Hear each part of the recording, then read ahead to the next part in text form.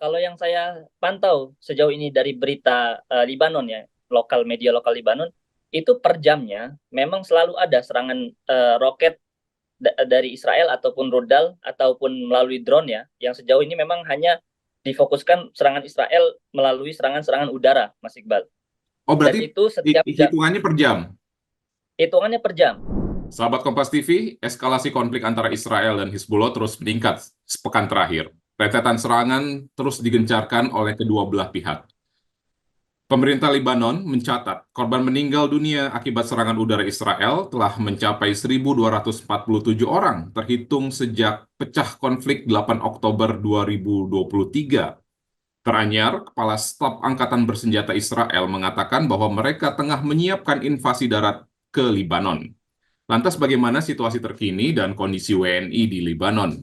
Bersama saya sudah ada mahasiswa Indonesia di Beirut, Abdul Fatil Kausar. Mas Abdul Fatir, apa kabar? Sehat ya? Alhamdulillah sehat Mas Iqbal. Mas Iqbal sehat ya? Alhamdulillah sehat.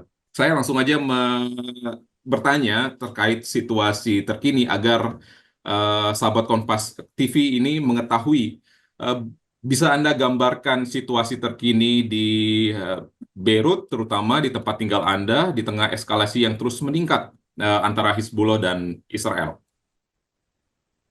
Ya, baik, terima kasih Mas Iqbal.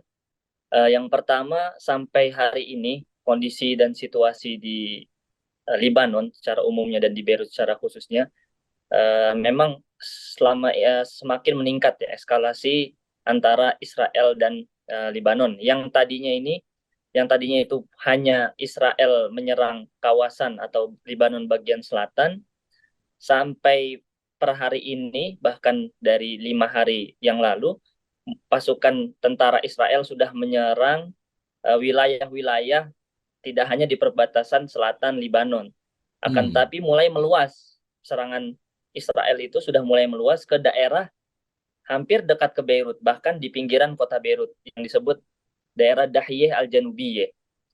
Di situ sudah mencapai serangan Israel kira-kira mulai dari uh, seminggu lalu udah 2 serangan ya, udah 2 serangan diincarkan oleh tentara Israel ke Dahiyeh Al-Janubiyeh ini, kota Beirut, pinggiran kota Beirut sebelah selatan, yang berjarak kalau dari tempat saya kira-kira hanya sekitar 6 sampai 7 kilometer.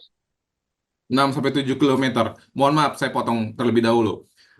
Mas Fatir, serangan udara yang menyasar tengah Libanon tersebut, yang Mas Fatir sebut tadi, itu terhitung sejak sepekan terakhir atau baru-baru ini? Ya, terhitung mulai semenjak hari Senin ya. Kalau tidak salah dari sejak hari Senin serangan udara eh, Israel yang menyerang kota Dahiyeh dan kota-kota lainnya selain di selatan Libanon itu. Karena yang tadinya itu hanya menyerang di perbatasan antara Israel dan Libanon, selatan Libanon, Israel bagian utara di sana. Ya, akan tetapi semenjak hari Senin ya terpantau sampai hari ini itu sudah meluas ke kota-kota lainnya. Bukan hanya Hmm. di Libanon bagian selatan, akan tetapi di bagian timur Libanon juga sudah mulai Israel menyerangkan serangan-serangan udaranya seperti di kota Beka, seperti di kota Baalbek, kemudian di kota Zahle, kemudian bahkan per hari kemarin itu Libanon Utara yang memang itu terbilang sangat jauh dari kota Beirut ya, 60 sampai 70 kilometer dari kota Beirut, yang terbilang aman itu sudah mulai ada serangan-serangan dari tentara Zionis Israel ini, Mas Iqbal. Mas Fatir, bisa Anda gambarkan? Maksudnya, saya ingin bertanya, bagaimana intensitas serangan udara yang dilancarkan oleh militer Israel? Apakah dalam waktu sehari serangan tersebut hanya sekali atau beberapa kali atau bagaimana? Anda bisa dapat gambarkan hal-hal tersebut?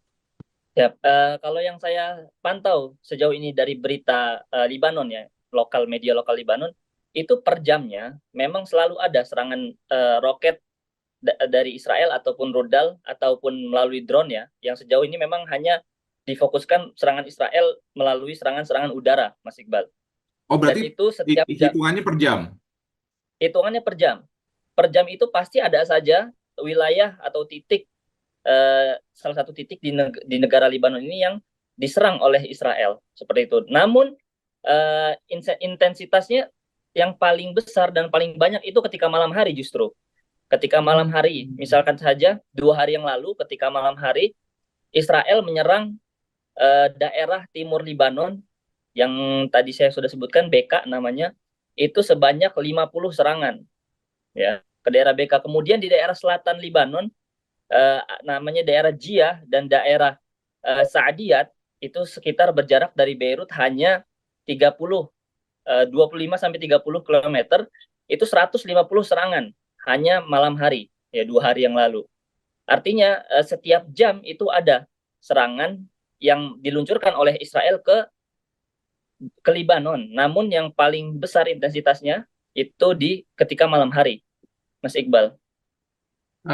Mas Fatir, ini kan eh, teranyar ada gelombang ledakan juga yang terjadi di Lebanon terkait dengan pager dan walkie-talkie di tanggal 17 dan 18 September. Eh, s- Bagaimana situasi itu? Apakah sebelumnya sudah ada serangan udara atau lebih intensitasnya lebih meningkat ketika pager-pager dan walkie-talkie itu eh, terjadi ledakan pager dan walkie-talkie tersebut?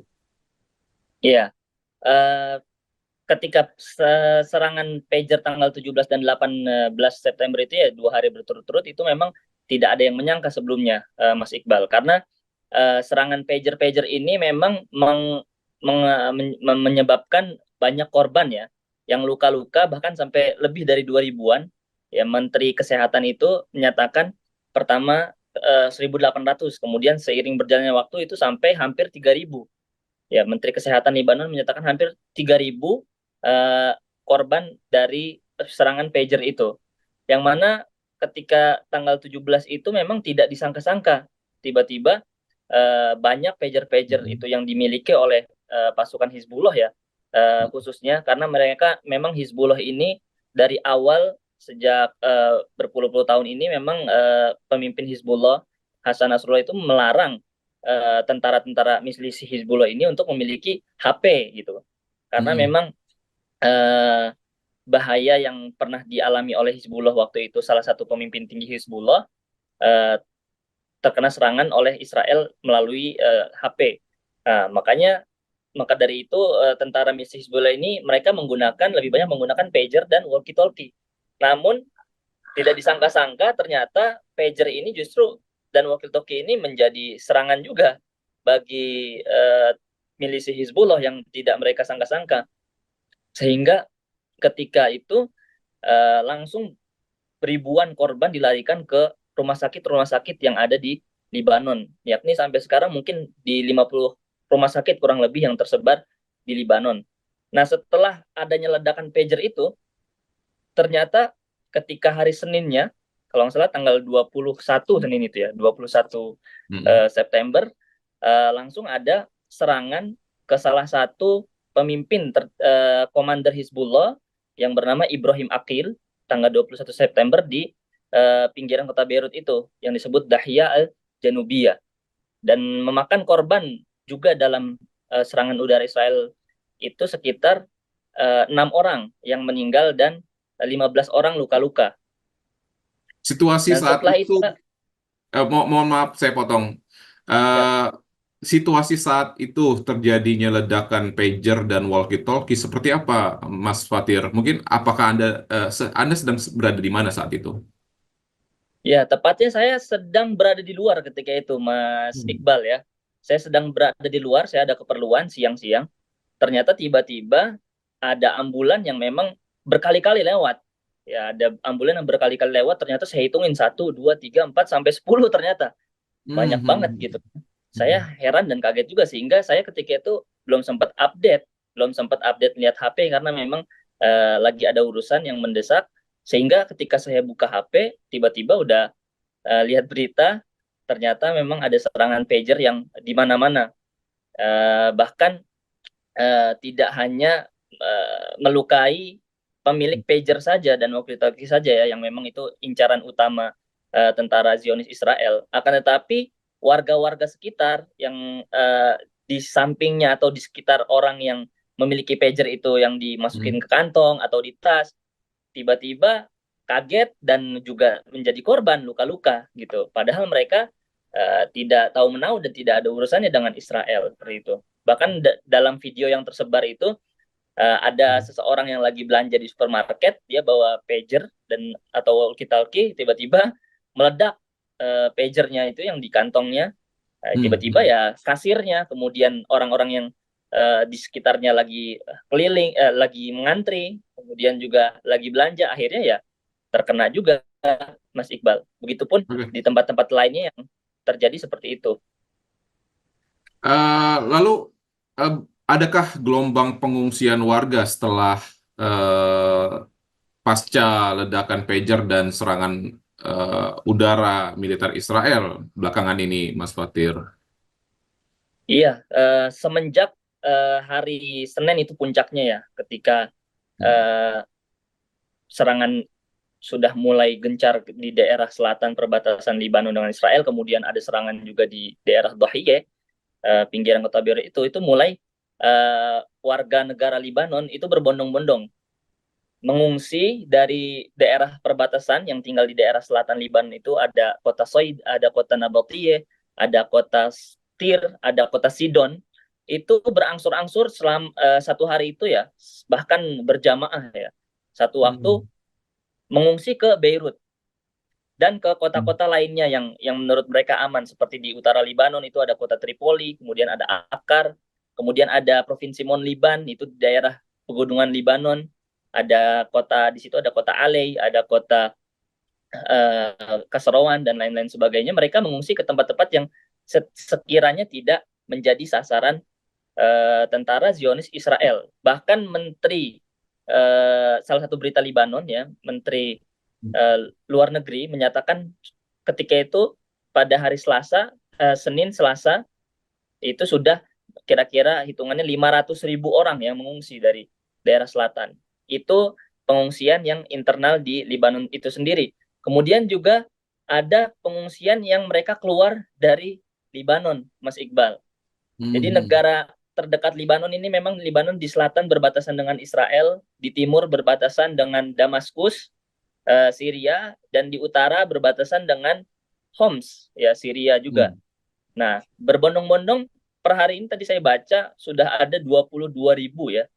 22.000 masyarakat Libanon dan warga sipil Syria ya atau pengungsi Syria yang tinggal di Libanon yang mereka pulang ke negaranya ataupun mengungsi ke negaranya, bagi yang warga negara Syria tinggal di Libanon dan bagi penduduk Libanon itu mengungsi ke Syria sudah 22.000 sampai hari ini yang saya pantau Baik, dari baik, berita. baik. Mas Fatir, lalu apakah ada imbauan dari KBRI di Beirut untuk keselamatan WNI di Lebanon terkait situasi saat ini? Iya Mas, himbauan dari KBRI memang terus ya dilakukan oleh KBRI, terutama untuk warga negara Indonesia yang ada di Beirut ini.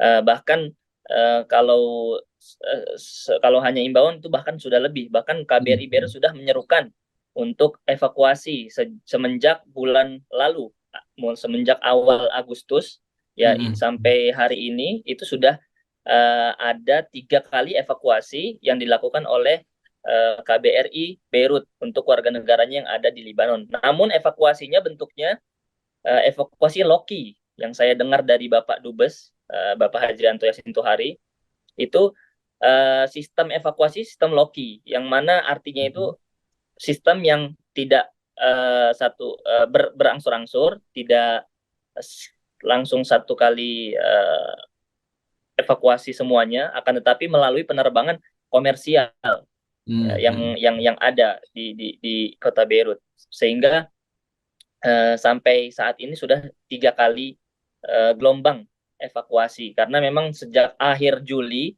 Kemenlu sudah menetapkan bahwasanya seluruh kota di Libanon sini sudah siaga 1 seperti itu Mas Iqbal. Lalu apakah Anda mendapat informasi terkait WNI yang saat ini berada di Libanon? Berapa jumlah yang saat ini? Karena Ya, sudah tadi Anda bilang bahwa sudah ada 3 gelombang evakuasi yang dilakukan. betul. Apakah ada koordinasi dengan KBRI, dengan warga WNI, terutama di Libanon, seperti itu gimana, Mas Fatir? Ya, ya baik Mas Iqbal. Yang saya dapat informasinya sampai saat ini memang masih ada 157 WNI ya yang ada di eh, Libanon. Hmm. Secara umum masih ada 157 WNI. Yang mana memang ada dari mereka yang bekerja sebagai profesional, kemudian juga ada yang sebagai mahasiswa, dan memang belum semuanya sampai saat ini belum semua WNI memutuskan untuk evakuasi, Hmm. terutama mahasiswa yang di sini masih kurang lebih ada sekitar 70 mahasiswa yang masih menyelesaikan Hmm. studinya. Mereka akan bersedia untuk dievakuasi ketika Libanon sudah sangat chaos seperti itu, Mas Lalu Iqbal. bagaimana aktivitas warga di Beirut sendiri dan Anda terutama gitu? eh, apakah berjalan normal atau ada pembatasan-pembatasan tertentu dari pemerintah setempat? Kalau pembatasan dari pemerintah setempat ini secara resmi saya belum dengar karena memang Libanon ini unik, Mas Iqbal. Libanon ini semenjak 2 tahun belakangan itu belum punya presiden definitif. Jadi selama 2 tahun ini Perdana Menteri itu hanya bersifat tasriful a'mal atau hanya untuk menjalankan pemerintahan, akan tapi tidak resmi. Seperti itu. Hmm. Hmm. Sehingga Hmm. keputusan pemerintah untuk warganya itu tidak bersifat resmi, dan juga mereka melihat ini mungkin ya perang yang terjadi antara Israel dan Hizbullah ini eh, tidak ada sangkut pautnya dengan pemerintah, karena memang Hmm. eh, yang diincar oleh Israel ini memang Hizbullah gitu. Walaupun memang ada yang terkorbankan dari sipil yang non Hizbullah atau non milisi tentara Hizbullah, seperti itu Mas Iqbal. Namun Lalu, tadi hmm. eh, Hmm. namun tadi memang terus Menteri Kesehatan Libanon ya eh, mengumumkan jumlah korban setiap harinya melalui eh, website resminya Kementerian Kesehatan, kemudian juga Kementerian Luar Negeri Libanon ya, walaupun tidak definitif itu terus update Hmm. mengenai eh, kondisi dan situasi Libanon sampai saat ini. Kemudian juga sekolah ya, sekolah-sekolah ini diliburkan, Mas Iqbal. Oh. Perlu diketahui bahwa saya sekolah semenjak hari Hmm. Senin itu Selasanya, kira-kira Hmm. tanggal 22 September itu sudah mulai diliburkan sampai seminggu ke depan. Jadi Kementerian Pendidikan dan Hmm. Kebudayaan Libanon eh, meliburkan sekolah-sekolah selama seminggu karena memang sekolah-sekolah tadi ini Hmm. dipakai untuk warga Libanon yang mengungsi dari selatan ke daerah Beirut. Jadi sekolah-sekolah ini dipakai untuk tempat mengungsi warga-warga Lebanon yang dari selatan tersebut, Mas Fatir. Betul, betul Mas Iqbal. Jadi sekolah-sekolah yang ada di Beirut ini, tapi sekolah-sekolah tertentu ya, seperti sekolah-sekolah saya ini, kampus saya ini tidak dipakai untuk mengungsi. Hanya ada sebagian sekolah ya, lumayan banyak itu dipakai untuk tempat mengungsi warga negara Libanon yang tinggal di selatan. Eh, Menyambung yang tadi Mas Fatir terkait pemerintah Libanon. Lalu bagaimana pemerintah Libanon merespon kondisi saat ini untuk memastikan warga Libanon, terutama warga negara asing, WNI juga termasuk, eh, atas keselamatan di sana? Seperti apa koordinasinya? Yang apakah Anda mendapatkan informasi tersebut? Iya, kalau yang saya baca dari berita, mereka hanya memberikan saran ya mungkin atau himbauan ya, Hmm. agar tidak mendekati titik-titik yang disinyalir menjadi target milisi Hizbullah gitu.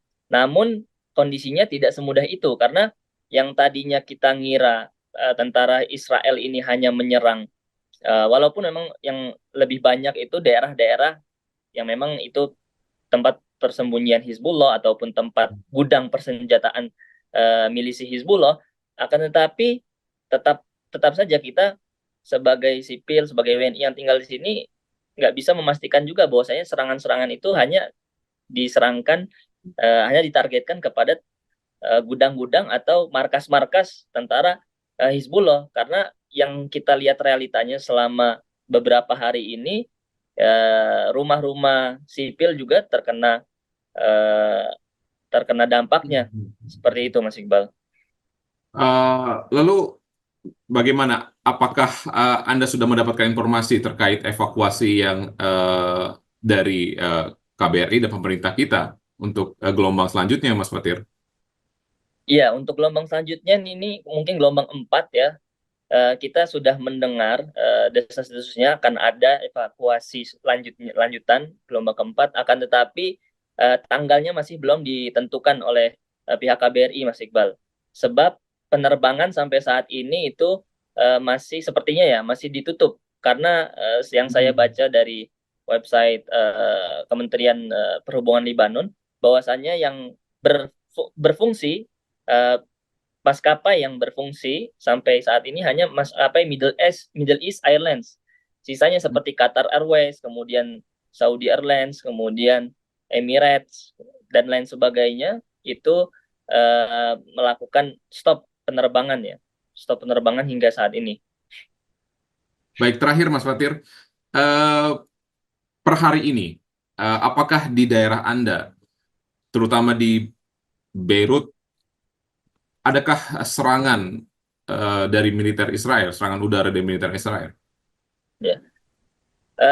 Yang saya dengar per hari ini, sampai hari ini, kalau hari ini nggak ada ya, belum ada, Mas Iqbal. Akan tetapi hari kemarin itu baru ada serangan lagi di daerah tadi pinggiran kota Beirut, Dahiyeh Al-Janubiyeh, yang menewaskan salah satu petinggi dari Hizbullah ya, petinggi Hizbullah yang mereka klaim namanya itu Muhammad Surur, salah satu petinggi dari Hizbullah itu melalui media Israel sudah berhasil ditargetkan melalui serangan udara Israel kemarin di Dahiyeh Janubiyeh. Akan tetapi daerah saya tinggal, alhamdulillah secara umum masih tergolong aman.